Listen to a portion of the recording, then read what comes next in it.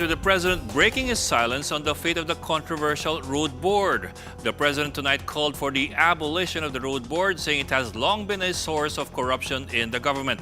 The road board is an agency attached to the Public Works Department that is tasked with managing billions of pesos collected from the annual road users tax. Critics of the board say that some 90 billion pesos in road taxes have been wasted or stolen in over a decade. I believe that the Senate has decided the right thing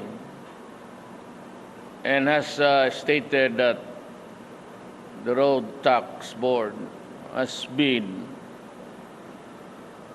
dismantled. Ever since I assumed office, I've always been worried about this office because it's been the milking cow of people who are corrupt.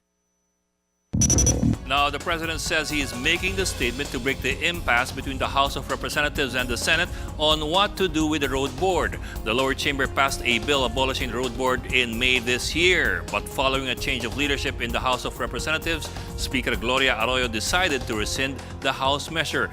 The Senate, however, has chosen to ignore Arroyo's decision to rescind the bill and is intent on pushing through with the abolition.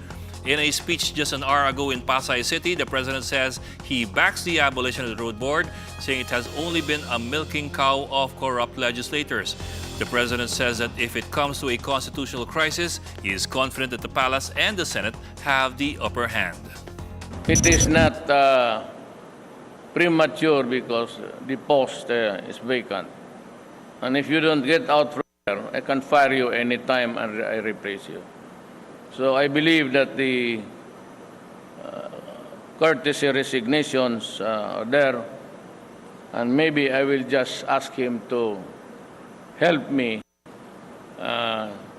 He can choose the people he wants to serve doon sa Coconut Authority.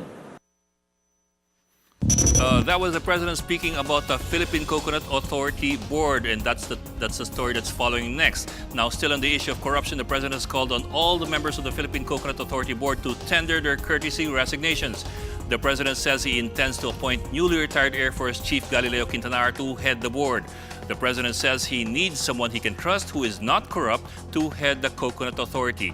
This is to prepare the agency for a measure that is pending in Congress that would cause the return of billions of pesos in cocoa levy funds back to coconut farmers. I do not know General Quintanar, but I choose him to be the chairman of that board.